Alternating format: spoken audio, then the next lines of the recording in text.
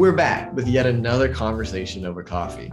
Today, I'm meeting with Practicing Excellence's very own senior consultant and nursing faculty member, Renee Oinonen.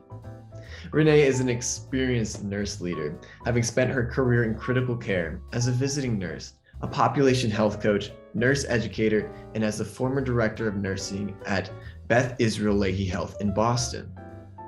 Her background brings immense value here at Practicing Excellence, both in her work with clients on the sales team, as well as in her tips for nurses navigating the challenges of practicing nursing care. Without further ado, let's jump into my conversation over coffee with Renee.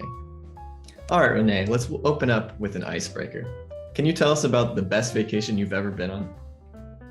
Yeah, so I would say it's not a vacation so much, but I've traveled across country in a car 4 times now, back and forth and all around, and camped. And so I visited a multitude of states and gotten to really see this country firsthand in a car, and it's amazing. It's one of the best experiences, and I've done it so many times now, and hopefully I'll do it again with my son at some point, but it's a wonderful experience. I highly recommend it to anybody who is just looking for a little bit of a break. I will say it takes a bit of time. You need to give yourself a couple of weeks. But sure, yeah. What was your favorite state? That's a tough one. I love Colorado. Colorado is amazing. You can, see the stars and be in the Rockies. And I will say a funny story though. I was camping in the Rockies, and the campsite that I was staying at, the woman came up to me and she said, I want to make sure that you in particular don't use the bathroom at night because you look like the perfect mountain lion meal.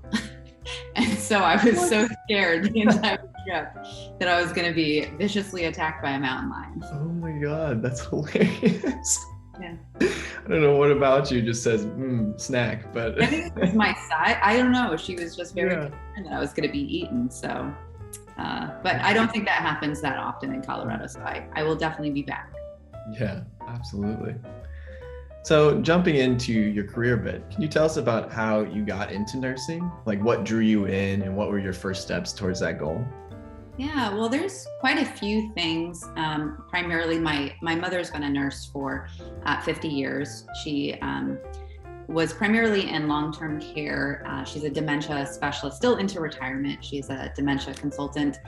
And so, following in her footsteps, of course, I actually didn't think I was going to go into nursing. But at one point, my mother's friend, who is also a nurse, had asked me to take care of her father. His name was Chester, and he just needed some at-home care. He had Parkinson's, he was elderly, and it really wasn't something I wanted to do, but I figured I would try. And so I was with him from the age of 16 to about 19 or so. And so that was really my first exposure at being a care aide. And I loved it. And I was with him until he died at home. And it was a really transformative experience of understanding how close you get with somebody and the impact you make on a family. And from there, I guess it really led me into nursing. That was primarily why I went into nursing school. And I should mention, I recently, Dr. Paul Farmer just passed away of Partners in Health. I'm sure many people know who he is. And I was a big fan of Dr. Paul Farmer. I was a big fan of the work on public health, especially in underserved countries. And so that was a big driver as well, was doing work in communities where there was a significant need. Yeah, no, it's actually great that you brought up Paul Farmer. That was the first time I heard of Paul Farmer, but looking into him now, seeing the work he's done is exceptional. It's really cool that he was an inspiration for you.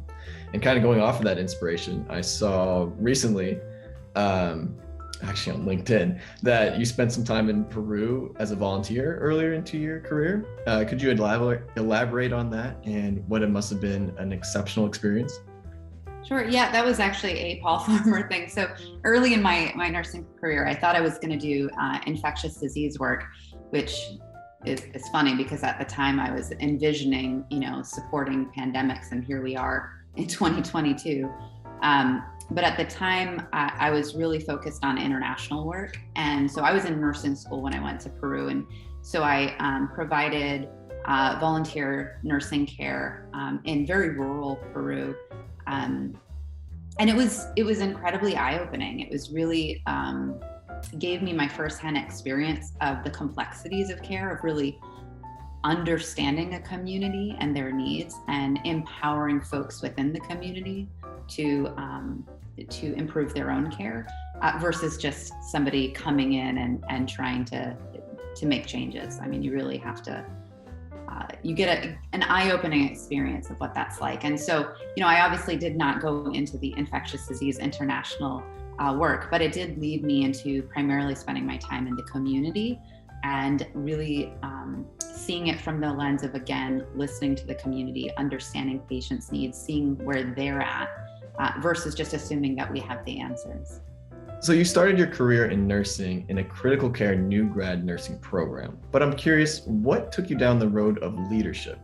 Was there a specific moment that inspired you, or did you know from the beginning where you wanted to go? Yeah, well, I didn't think I was going to end up in leadership, but I first should shout out my new grad program that I was a part of, because new grad programs are so essential. I highly recommend them. So UMass Worcester is where I started off in the ICU and had a wonderful preceptor. I had a great experience.